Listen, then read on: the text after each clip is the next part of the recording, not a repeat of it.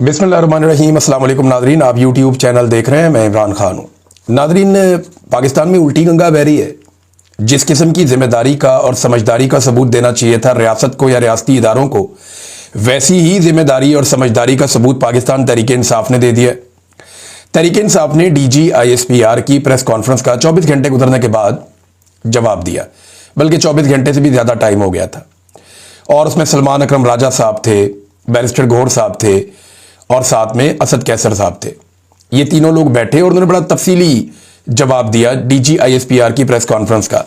लेकिन जो अहम बात मुझे इसमें लगी कि इन्होंने बड़े तरीके से जवाब दिया, और जिस तरह DG साहब ने गाली दी, बदतमीजी की, इस तरह के अल्फाज इस्तेमाल किए जो उन्हें जेब नहीं देते। उन्हें तो चले, उनकी अपनी शख्सियत है, हो सकता है उनकी आदत हो इस तरह की गाली बदतमीजी करना, लेकिन जो यूनिफॉर्म उन्होंने पहना हुआ है उसका तकद्दुस उन्हें रखना चाहिए था और इस किस्म के अल्फाज इस्तेमाल नहीं करने चाहिए थे। बहरहाल मैं बड़ा सोचता रहा 24 घंटे तक कि एक्चुअली ये DG साहब ने किया क्या, ये क्यों कर दिया उन्होंने, इतना बड़ा अपने पाँव पे कुल्हाड़ा क्यों मारा उन्होंने। तो जो मुझे वन लाइनर इसका समझ आया ना, वो ये है कि DG/ISPR अहमद शरीफ साहब ने पाकिस्तान की फौज पर अब तक का सबसे बड़ा खुदकुश हमला कर दिया।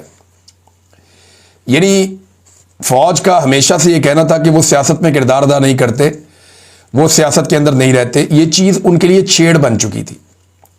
तो DG/ISPR ने एक सियासी लीडर को, उस सियासी जमात को, उससे जुड़े हुए बाकी लोगों को, सबको एक तरफ रख के उन्होंने रगड़ा दे दिया। हत्ता कि हम ऐसे कुछ जर्नलिस्ट, जैसे मैं हूं, साबिर भाई हैं, बल्कि यहां पे बाहर कुछ और ऐसे लोग हैं जो सियासी लोग हैं, जिनमें गिल साहब हैं, ये क्या नाम है इनका, शहजाद अकबर साहब हैं।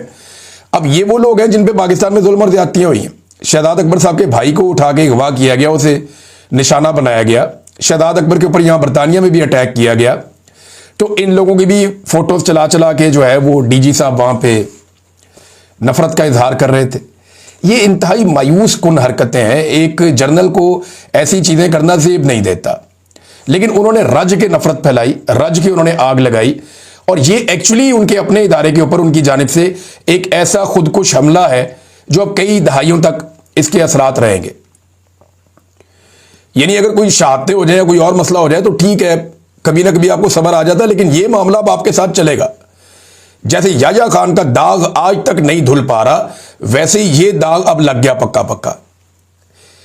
कभी भी किसी भी दौर में कोई भी DG/ISPR इतना खुल के पॉलिटिकल नहीं हुआ। हत्ता कि परवेज मुशर्रफ एक डिक्टेटर था, लेकिन वो भी इतना खुलकर नहीं आया जितना DG/ISPR आ गए। इसके पीछे रीजन क्या है वो मैं आपको बताता हूं, लेकिन पहले पाकिस्तान तहरीक इंसाफ की प्रेस कॉन्फ्रेंस रीजन मैंने पता करवाया, मैं आपको बताता हूं अभी। तहरीक इंसाफ कहती है जी हम ईंट का जवाब पत्थर से देने नहीं जा रहे। पहली बात उन्होंने कर दी जी कि हम कोई मुकाबला करने नहीं जा रहे DG/ISPR से। उन्होंने कहा कि जबकि हमारे ऊपर इल्जाम लगाए जा रहे हैं, हमारे साथ जो कुछ हुआ वो आवाम को बताना जरूरी है। उन्होंने बताया कि ये गैर मामूली प्रेस कॉन्फ्रेंस है, हमारे ऊपर इल्जाम लगे इसलिए हम जवाब दे रहे हैं। हमारे साथ जो कुछ भी हुआ वो आवाम को बताना जरूरी है। 180 सीटों के साथ हम आए थे, 91 के साथ हमें बिठाया गया असेंबली में, इतनी सीटें छीन ली गई। और इमरान खान ने हमेशा कहा कि मुल्क भी मेरा है, फौज भी मेरी है। यानी मुल्क भी हमारा है, फौज भी हमारी है। इमरान खान तो हमेशा यही कहता है। और जंग के वक्त हम फौज के साथ खड़े हुए और ये पूरा पाकिस्तान गवाह है। पाकिस्तान की मिलिट्री ने इस बात का शुक्रिया अदा किया था पाकिस्तान तहरीक इंसाफ के सोशल मीडिया का भी, कि आप पूरी ताकत से जंग के दौरान पाकिस्तान के साथ खड़े हुए इंडिया के खिलाफ। और खड़े उन्होंने पाकिस्तान के साथ ही होना था, पाकिस्तान के मालिक है वो। फौज तो सिर्फ मुलाजिम है, मालिक तो पाकिस्तान के वो लोग हैं जो पाकिस्तान के साथ खड़े हुए। तो अब ये बयानिया दोबारा बनाना शुरू कर दिया, जनाब ये जंग के दौरान इंडिया के साथ खड़े हो गए थे। कब खड़ा हुआ था कोई भाई? कोई भी इंडिया के साथ खड़ा नहीं हुआ, सारे के सारे लोग पाकिस्तान के साथ खड़े हुए थे। कहते जी इमरान खान ने स्टेटमेंट नहीं दिया था। वो भाई इमरान खान का स्टेटमेंट आ गया था, नवाज शरीफ का स्टेटमेंट नहीं आया था जंग के दौरान।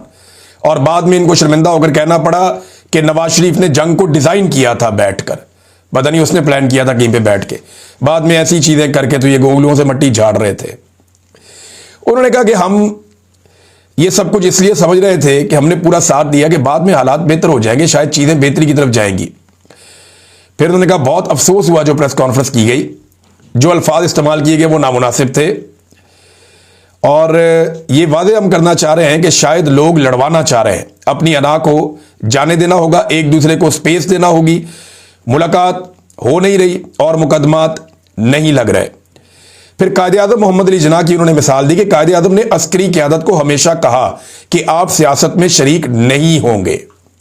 कायद-ए-आज़म ने बार बार कहा, लेकिन उसके बावजूद सुनते नहीं है। अभी पाकिस्तान तहरीक-ए-इंसाफ ने एक रिटायर्ड ब्रिगेडियर है, 97 साल उनकी उम्र है, 97 ईयर्स ओल्ड, उनका एक स्टेटमेंट जारी किया है। ये कायद-ए-आज़म मोहम्मद अली जिन्ना की बात नहीं सुनी तो रिटायर्ड ब्रिगेडियर की क्या बात सुनेंगे। मियां मोहम्मद अहमद साहब, ये first PMA long course, first PMA के है, इतना पुराना फौजी ऑफिसर। उन्होंने कहा पता नहीं मेरी कितनी जिंदगी है, लेकिन मैं अपने इदारे से कहता हूं कि आइन का एहतराम करें, लोगों की राय का एहतराम करें, अपने हलफ के मुताबिक अपनी ड्यूटी करें। वो समझा रहे हैं फौज को, लेकिन कायद-ए-आज़म की बात नहीं सुनी तो ये जो लोग अपने इक़्तिदार की हवस में अंधे होते जा रहे हैं, ये अपने सीनियर्स की बात क्या सुनेंगे। फिर काफ़ी सारे गिले शिकवे भी किए। जो वज़ीर आला खैबर पख्तूनख्वा के लिए लफ्ज़ इस्तेमाल किया गया, कुत्ता कहा गया उन्हें, उस पर उन्होंने बहुत अफसोस का इजहार किया और इसके ऊपर तो बाकायदा माफ़ी का मुतालबा भी किया कि ये अल्फाज वापस लें DGI-SPR, और इसके ऊपर उन्हें शर्मिंदगी होनी चाहिए, उन्हें ये अल्फाज वापस लेने चाहिए। प्रेस कॉन्फ्रेंस तो आप लोगों ने सुन ली होगी, चीज़ें आपके सामने आ गई होगी। अब दो चीज़ें मैं आपको बताता हूं। एक तो इमरान खान साहब का स्टेट ऑफ माइंड बाहर बैठे हुए लोगों से कैसे मुख्तलिफ है। ये बात जब तक आप नहीं समझेंगे ना, आपको समझ ही नहीं आएगी ये हो क्या रहा है। देखिए, बाहर बैठे हुए लोग नॉर्मल हालात में, इमरान खान साहब को गुज़िश्ता 3.5 साल से एक जंग जैसी कैफियत में रखा गया और इस मुल्क की रियासत ने और इसके इदारों ने मिलकर इमरान खान साहब को मैदान जंग में रखा हुआ है। एक ऐसी जंग में जिसके कोई उसूल भी नहीं है, खवातीन को मारो, बच्चों को मारो, कोई कानून कोई कायदा इस जंग का नहीं है, एक तरफा कार्रवाई हो रही है। तो ऐसे में इमरान खान का रद्द-ए-अमल फितरी है। जब आप जाकर उसको बताएंगे उसकी बहनों को मार रहे हैं, कुट रहे हैं, जलील कर रहे हैं, उठाकर ले जाते हैं, बालों से पकड़ के घसीटते हैं और बीवी को जेल के अंदर रखा हुआ, इद्दत जैसा घटिया केसेस करके टीवी चैनल्स के ऊपर उसकी अजीब अजीब चीजें डिस्कस की जाती हैं, तो ऐसा आदमी किस तरह का रद्द-ए-अमल देगा? क्या ऐसा आदमी नॉर्मल रद्द-ए-अमल दे सकता है? सवाल ही पैदा नहीं होता। इतने बड़े आदमी को, जिसको दुनिया में सब जानते हैं, पाकिस्तान का इस वक्त सबसे बड़ा आदमी है इमरान खान। पूरी दुनिया में पाकिस्तान का अगर कोई एक ब्रांड आप ढूंढ के निकाले तो इस रीजन का सबसे बड़ा ब्रांड है इमरान खान। सिर्फ पाकिस्तान की बात नहीं कर रहा, पूरे रीजन की बात कर रहा हूं। इतना बड़ा ब्रांड कोई नहीं है। इंडिया के बड़े बड़े ब्रांड जब इमरान खान के सामने खड़े होते थे तो वो पानी भरते थे। ये इमरान खान है, इतना बड़ा ब्रांड है। अब इतने बड़े ब्रांड को आप एक जेल की काल कोठरी में डाल के उसकी फैमिली को मारें, उसकी बहनों को मारें, उसके रिश्तेदारों के ऊपर टॉर्चर करें, उसकी बीवी को जलील करें, तो ऐसी सूरत में आप उससे नॉर्मल रिएक्शन की तवक्को कैसे कर सकते हैं? हां, लेकिन जो बाहर बैठे हुए लोग हैं, जिनकी बीवियां अपने घरों में हैं, जिनकी बहू बेटियां महफूज हैं, जिनकी माएँ महफूज हैं, जो खुद एक AC वाले कमरे के अंदर बैठ के आराम से अर्क-रेज़ी करते हैं, अपने फैसले सुकून से बैठ के इत्मीनान के साथ कंफर्टेबल इन्वायरमेंट में करते हैं, उनकी मेंटेलिटी में और एक ऐसे शख्स की मेंटेलिटी में जिसको आपने जंग के अंदर रखा हुआ है, फर्क होना चाहिए। फर्क होना चाहिए। इसके बावजूद इमरान खान साहब बहुत होल्ड करते हैं, ऐसी बातें करते हैं कि वो पाकिस्तान के लिए आज भी कहते हैं बैठने के लिए तैयार हूं मैं, तो फायदा उठाओ इससे। इमरान खान की बहन अलीमा खानम ने एक बात की, बात बड़ी इंटरेस्टिंग है, मैं यहीं पे आपको सुना देता हूं, फिर आगे लेकर जाऊंगा बात। उन्होंने कहा जी इमरान खान रिहा हो जाए तो क्या होगा? इनको पता नहीं है किस चीज का डर है इमरान खान से। इमरान खान किसी से इंतकाम नहीं लेंगे। इमरान खान के आगे कोई रोए तो इमरान खान माफ कर देते हैं। इमरान खान का मसला यह है कि उनका दिल बहुत नरम है। इमरान खान पाकिस्तान के अमन पसंद शख्स हैं, ये अलीमा खानम ने कहा। अब ये रोने का मशवरा किसको दिया अलीमा खानम ने? अब फिर नाम ले लेंगे तो फटा पड़ जाएगा पाकिस्तान में। तो इमरान खान के आगे जाके रो ले चुप करके, रात के वक्त जाए आराम से। जिस आदमी को डर लग रहा है, बहुत खौफ है, बजाय इधर उधर भागने के, जाके इमरान खान के सेल के अंदर जाके उनको मिले, जाके थोड़ा सा रो ले उनके सामने। इमरान खान माफ कर देगा अगर किसी के दिल में यह है कि वो माफ नहीं करेगा। ये अलीमा खानम ने मशवरा एक दिया है। ये हो क्यों रहा है? ये DGI-SPR की प्रेस कॉन्फ्रेंस, इसके बाद चढ़ाई कर दी गई। पंजाब में कहते हैं कोई क्रैकडाउन भी शुरू किया है और लोगों की पकड़ दकड़, PTI के लोगों के नाम उठा के डाल दिए इन्होंने उसके अंदर, ECL के अंदर बहुत बड़ी तादाद में सबके नाम उठा के ECL में डाल दिए कि जनाब हम इनको पाकिस्तान से बाहर नहीं जाने देंगे। यानी बानी PTI वहां तक चला गया जहां से वापसी मुमकिन नहीं हो सकती। फैसल वाडा जैसा बंदा जो है वो उठ के बड़के लगा रहा है जिसकी औकात ही कोई नहीं है। यानी एक आवारा किस्म का, एक बेनामी किस्म का सेनेटर है, वो कोई औकात टके की नहीं है। ये आदमी एक दिन अपने लीडर के साथ खड़ा नहीं हो सका। पहले जब इसने इमरान खान को छोड़ा तो ये कहता था मैं उसके भले के लिए छोड़ रहा हूं, मैं भला करना चाह रहा हूं। पहले खुफिया वारदातें डालता था। फिर ये अरशद शरीफ का वो बन गया वारिस। ये कहना शुरू हो गया कि जनाब मैं तो सबसे अच्छा दोस्त था, मुझे तो ये भी पता है, मुझे वो भी पता है, मुझे वो भी पता है। टके की इसकी औकात नहीं, इसको कुछ भी पता नहीं है। बेशरम आदमी को कुछ पता नहीं है, इसकी टके की औकात नहीं है इस आदमी की, जो इसके हालात हैं बेचारे के। अब ये धमकियां लगाने की ड्यूटी इसकी लगाई हुई है। भाई धमकी वो लगाए जिसके अंदर थोड़ी सी भी जरूरत हो। एक दिन तू खड़ा नहीं हो सका अपने लीडर के सामने, जिसने तुझे इज्जत दी, जिसने तुझे नाम दिया, जिसने तुझे मुकाम दिया, जिसकी वजह से लोग तुझे जानते हैं, जिसको तू अपना बाप कहता था। एक दिन खड़ा नहीं हो पाया, एक दिन ये आदमी खड़ा नहीं हो पाया। अंदाजा करें आप इस बंदे का। और अब जनाब ये बंदा कहता है जी कि इमरान खान वहां चला गया जहां से वापसी नहीं हो सकती। इमरान खान तुम्हें यहां से भी वापस होकर दिखाएगा। जितने एस्टीमेट आज तक लगाए, ये टाउट ये वही है ना जो कह रहा था कि कभी भी खैबर पख्तूनख्वा में हुकूमत नहीं बनेगी। ये कह रहा था कि 10-12 सीटें और पीटीआई इतनी जीतेगी। पीटीआई ने 2/3 अक्सरियत ली पाकिस्तान में। इनके सारे अंदाजे तखमीने। अच्छा मैं आपको एक चीज बताऊं, जो बात ये एस्टेब्लिशमेंट जो काम करने जा रही होती है ना, वो खबर ये बिल्कुल ठीक देते हैं टाउट्स कि फौज ये कर देगी, वो कर देते हैं, क्योंकि फौज इनको बताती है हम ये करने जा रहे हैं। लेकिन अवाम के बारे में इनकी सारी तवक्कुआत, सारे अंदाजे और सारी खबरें हमेशा गलत साबित होती हैं। ये कहते हैं इतनी सीटें नहीं निकाल, वो निकाल के दिखा देता है। ये कहते हैं ये बुरी तरह हार जाएगा, वो जीत के दिखा देता है। ये कहते हैं केपी में कभी भी हुकूमत नहीं बनेगी, वो बना के दिखा देता है। तो अवाम के बारे में इनके अंदाजे तखमीने हमेशा गलत साबित होते हैं। अभी एक नई ड्यूटी इन लोगों की लगी हुई है, वो ये लगी हुई है कि किसी तरह ये साबित करो कि पीटीआई के लोग बहुत डर गए हैं डीजी आईएसपीआर की प्रेस कॉन्फ्रेंस के बाद। और जनाब वो लोग जो है वो मिन्नत तरला करते फिर रहे हैं, ऑफ द रिकॉर्ड राब्ते कर रहे हैं। हम उनका नाम नहीं लेना चाहते, लेकिन बहुत सारे लोग हमारे राब्ते में आ गए। यार अगर इतनी तुम्हारी औकात है और तुम्हारे राब्ते में आ गए तो खैबर पख्तूनख्वा की हुकूमत बदल दो, रिजीम चेंज कर दो वहां पे। इनके पास आज बंदे पूरे होना तो ये सुबह खैबर पख्तूनख्वा के अंदर तहरीक अदम एतमाद करवा के ये रिजीम चेंज कर दे, क्योंकि खैबर पख्तूनख्वा में पॉलिटिकल पार्टी की हुकूमत नहीं है। वो सारों को आजाद छोड़ा हुआ इलेक्शन कमीशन ने, लेकिन वो सारे इमरान खान के साथ वफादारी के साथ खड़े हैं। अगर ये वहां से बंदे तोड़ के तब्दील करवा सकते हैं हुकूमत, तो करवा के देख लें। एक भी बंदा ये अब तक तोड़ नहीं पाए और ये कहते हैं जनाब बंदे हमने तोड़ दिए 24 घंटे में डीजी आईएसपीआर की धमकियों से। और भाई ये बंदे 26 नवंबर के कत्लेआम से नहीं टूटे। ये बंदे 9 मई के बाद आपने 36,000 पाकिस्तानियों को गिरफ्तार किया। आज पीटीआई ने बताया 64,000 पाकिस्तानियों पे मुकदमात किए गए, 36,000 पाकिस्तानियों को गिरफ्तार किया गया जो पीटीआई के हैं सिर्फ 9 मई के बाद। तब तो कोई नहीं टूटा। और ये नहीं टूटने बंदे, ये पुट्ठे लमक जाओ सीधे लमक जाओ, ये सिर्फ एक बारीक वारदात डालने के लिए इन बंदों को आगे किया जा रहा है। प्रॉब्लम क्या है ये जरा समझे आप। प्रॉब्लम ये है कि आसिम मुनीर ने एक नया दौर उन्होंने शुरू किया। एक नए 5 साल आसिम मुनीर साहब को मिले हैं। अब वो बतौर फील्ड मार्शल अपने 5 साल गुजारना चाहते हैं, लेकिन पिछले 3 साल जो उनके गुजरे पाकिस्तान के अंदर वो बेहतरीन पैसा इस्तेमाल किया गया, इश्तिहारी मुहिम चलाई गई, बड़ी जबरदस्त ब्रांडिंग की गई, लेकिन उसके बावजूद बात बनी नहीं। तो अब वो ये चाहते हैं कि जो तनकीद करने वाले लोग हैं वो चुप हो जाएं। बहुत सारे लोगों को डराया धमकाया जा रहा है, बहुत सारे लोगों को ये कहा जा रहा है चुप के ले जाएंगे, ये कर देंगे, वो कर देंगे, भाई जो मर्जी करो। इससे पहले भी करके देख लिया, चुप के भी देख लिया, अगवा भी करके देख लिया, बंदा भी हमारा एक मार दिया, शहीद अरशद शरीफ को शहीद कर दिया, वो चुप हो गया। आज भी उसकी आवाज गूंज रही है। मुझे जबरी तौर पर लापता करके 5 महीने मारते रहे हो, मैं चुप हो गया। जैसे ही मुझे अल्लाह ने आवाज दी मैं फिर शुरू हो गया और वही काम कर रहा हूं जो पहले कर रहा था। यहां बहुत सारे लोग बैठे हुए हैं, इनको इतनी धमकियां दी, इनके घर वालों को तंग किया, परेशान किया, ये लोग चुप हो गए? नहीं चुप हुए। सारे लोग अपना अपना काम कर रहे हैं।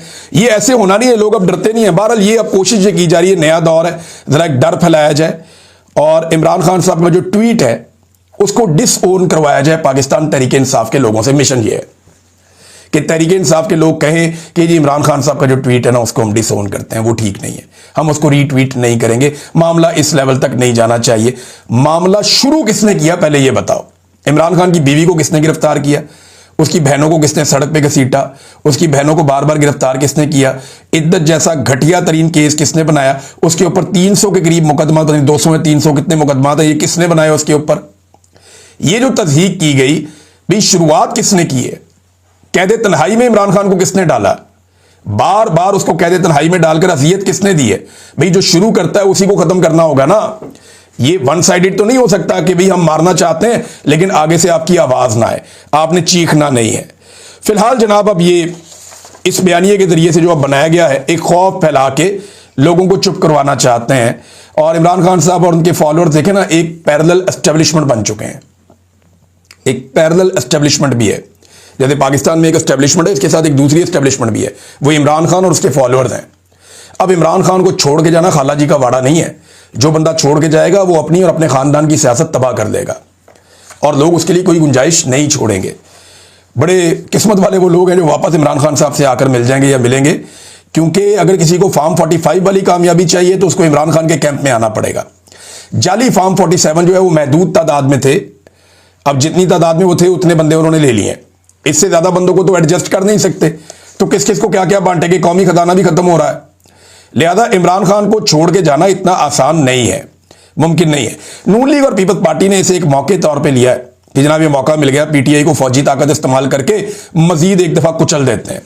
इन्होंने ये सोचा, मिसाल के तौर पे फैसल वाडा की मैंने को बात बताई, फिर फौज पर तनकीद हमने भी की लेकिन कभी रेड लाइन क्रॉस नहीं की। ये वो ख्वाजा आसिफ कह रहा है जो कहता था कि कौम की हड्डियों से गोश्त और खून ने छोड़ लिया फौज ने। ये ख्वाजा आसिफ कहता था, ये कहता था फौज आज तक कोई भी जंग नहीं जीती, ना 71 ना 65 ना कोई और जंग, फौज हमेशा जंगे हारी है। कोई बताओ कौन सी जगह फौज ने फतह की, ये वो कहता था। ये वो नवाज शरीफ इसका लीडर है जो कहता था कि टॉम हॉक पता नहीं कौन सा वो हमारे पाकिस्तान में आकर गिरे मिसाइल और हमने उनकी जो रिवर्स इंजीनियरिंग कर दी।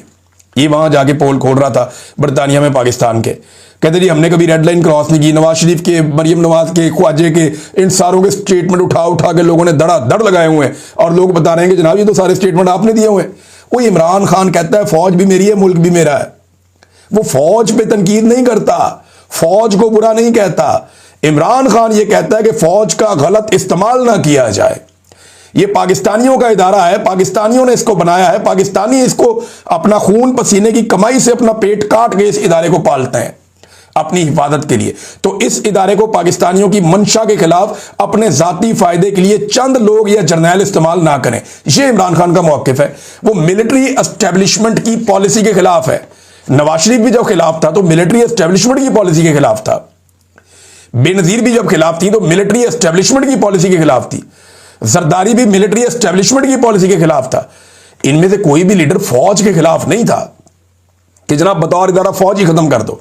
ऐसा नॉर्मली नहीं होता। हमें पता है कि पाकिस्तान के दिफा के लिए एक हमें मुतवादन फौज चाहिए, एक मुसल्ला फौज ऐसी चाहिए जो पाकिस्तान की हिफाजत करे।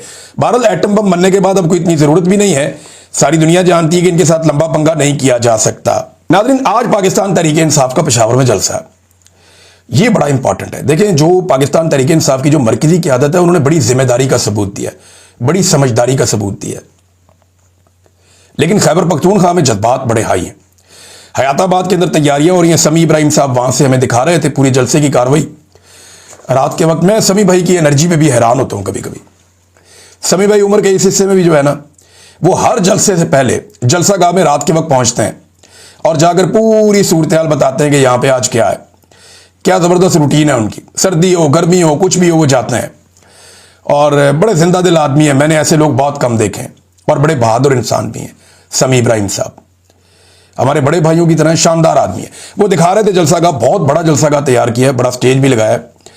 अब जो DGISPR की प्रेस कॉन्फ्रेंस के बाद वहां पे खैबर पख्तूनख्वा में जज्बात बड़े भड़के हुए हैं और जो कुत्ते का लफ्ज इस्तेमाल किया उन्होंने, उस पर पहले ही बहुत गुस्सा था, अब उन्होंने डायरेक्टली इस्तेमाल कर लिया और टॉक शो में बैठ के इनके बंदे अब कुत्ता कुत्ता कर रहे हैं।